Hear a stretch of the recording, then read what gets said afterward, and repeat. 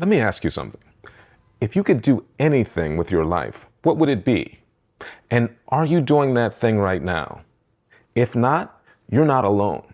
Most people don't. Is it because you're worried about what other people will think or say? Let's talk about why you should stop caring what people think and get on with living your dream. Welcome to Closer to Your Higher Self. My name is Jerome, and I want to help you create a life you love. So here's the first reason why you should stop caring about what people think.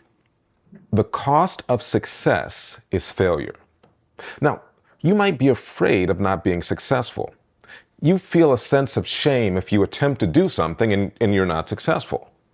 That was a fear for me before I started this channel. I thought, what if I flop? What if people don't like my content? These what ifs made me hold off on starting my channel. Now, I don't mind being a little different, but for me, not being successful would be more difficult to handle. But every person that has succeeded in something has dealt with some level of failure. No one is perfect when they first start something. Even if you're pretty good your first time, there's always room for improvement. So get comfortable with failing. Now, I watched a lot of creators talk about getting started, and most said it can take a while to build an audience. So 4 months ago, before I posted my first video, I decided to commit to doing 100 videos. I guess I felt that 100 videos would give me a chance to get acquainted with failure. It takes time to get used to speaking on camera. I don't know a lot about lighting and editing. I'm learning as I go. And that's the point. You will too. The most important thing is that you're kind to yourself in the learning process. If you fail, be kind to yourself the way you would be with a friend. I would go so far as to say, don't even call it a failure. You're gaining experience. Sometimes things work, and other times you learn what doesn't work. In either case, it's a valuable experience. Look at it this way. If what you want to do was easy, everyone would do it. Failure is the cost of success. Be stronger than the people that are standing on the sidelines, too fragile to pay this cost. Don't give up. Success is often just around the corner. People will judge you no matter what you do, so you may as well live the life you want. Before I started this channel, I thought about all the things people would say. Things like, who is this guy to think that people should listen to him? Why is he the authority on such and such? I also thought, well, what if people don't agree with my point of view? Basically, I was afraid of being judged. And I think this comes from our need as humans to belong. We have that need because as we were evolving, belonging to a group ensured our survival. If you tried to live on your own, you might get attacked and eaten by an animal. Now, the thing that helped me a little in this area is that I enjoy being a little different. I never want to be in a group and be wearing the exact same outfit as someone else. I like belonging, but also kind of being on the edges. So get comfortable with kind of being on the outskirt. Get comfortable with a little discomfort. Every person that has done what you want to do has been judged in some way. But I would ask you, what are you losing in order to fit in, to not be judged? And is it worth it? Think about that gift that you have that you're not sharing with the world. You're depriving others, but you're also depriving yourself. When you share your gifts, you help others, but you also reap some benefits. Mental and physical health benefits like reduced stress, lower blood pressure, and increased feelings of happiness. And this is because of the release of endorphins and oxytocin. It also boosts self-esteem and strengthens social bonds. There's a reason why you're here. And when you act on that reason, you fulfill your purpose. And when you don't, you're leaving money on the table, so to speak. Sometimes literally. People will judge you either way. So why worry about it?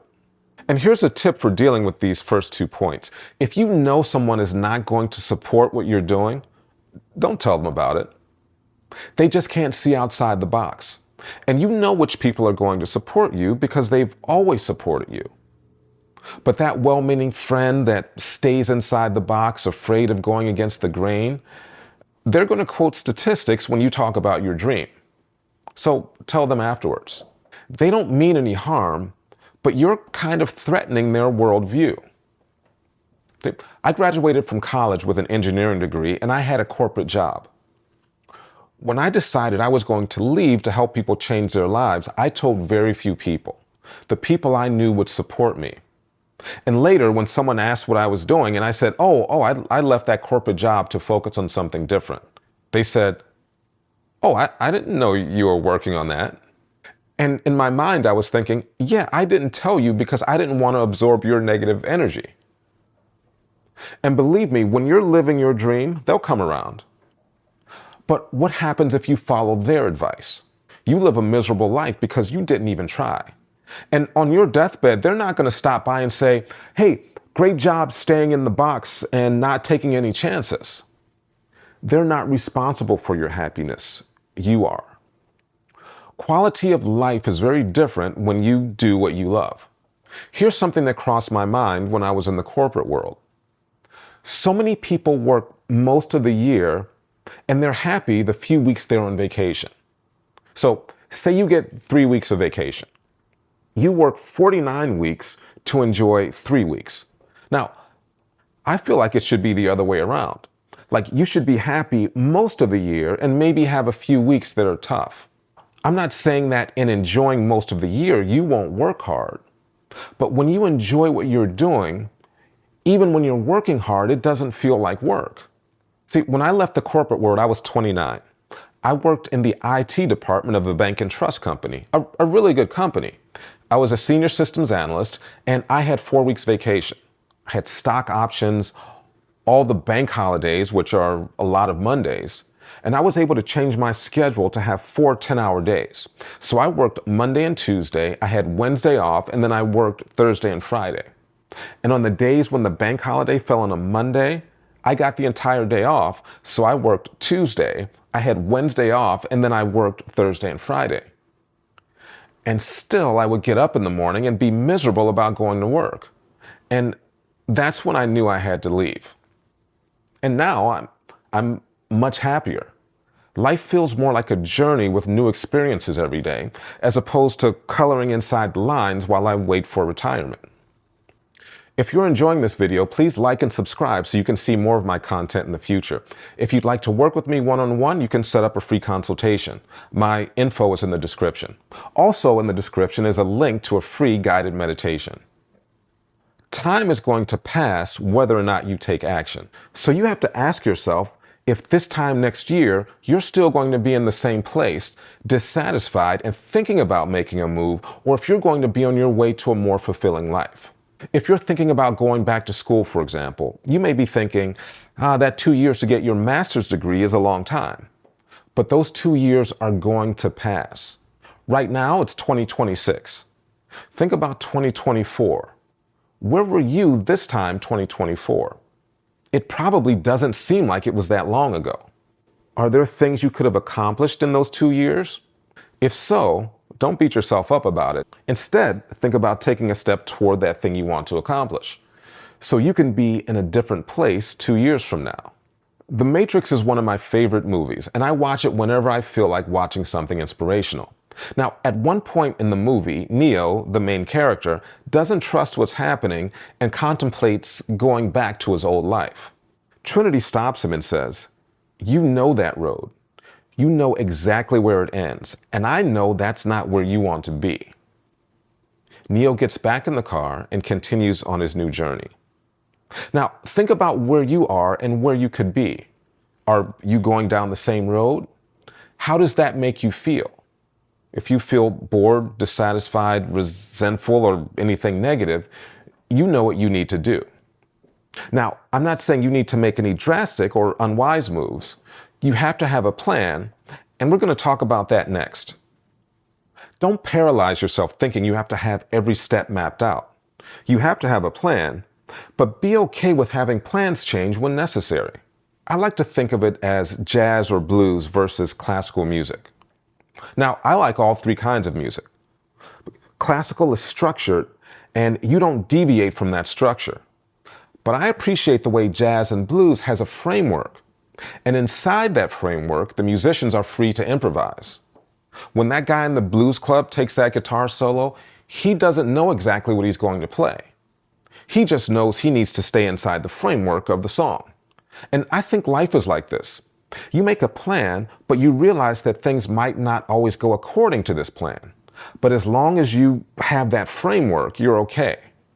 And many times you end up in a better place than you could have imagined.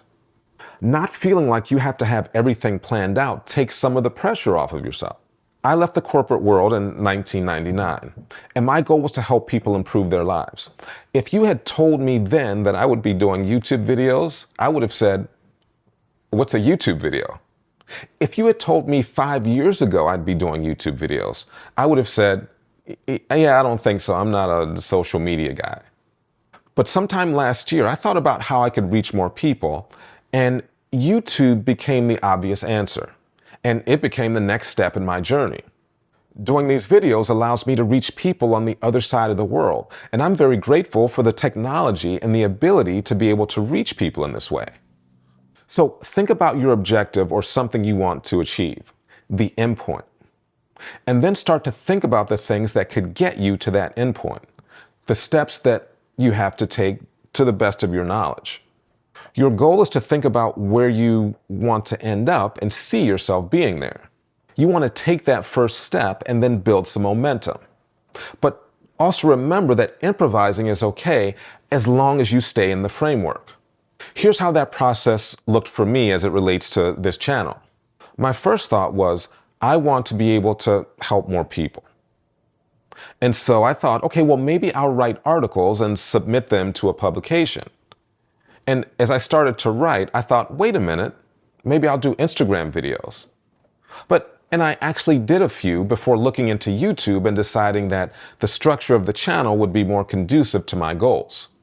And then deciding that I was going to do videos meant that I needed to learn about using a camera to record videos. And then I had to learn about editing videos and creating thumbnails, which was just the next logical step. Like I said earlier, I'm learning about all these things. My point is that I started from my endpoint of wanting to reach more people. And with each step, either I improvised or the next step naturally unfolded from the previous step. But I was still working inside the framework of reaching more people. And I've found this to be a very effective framework for creating change. So let me know in the comments how you stopped caring about what other people think and started to make things happen. And I'll see you next time on Closer to Your Higher Self.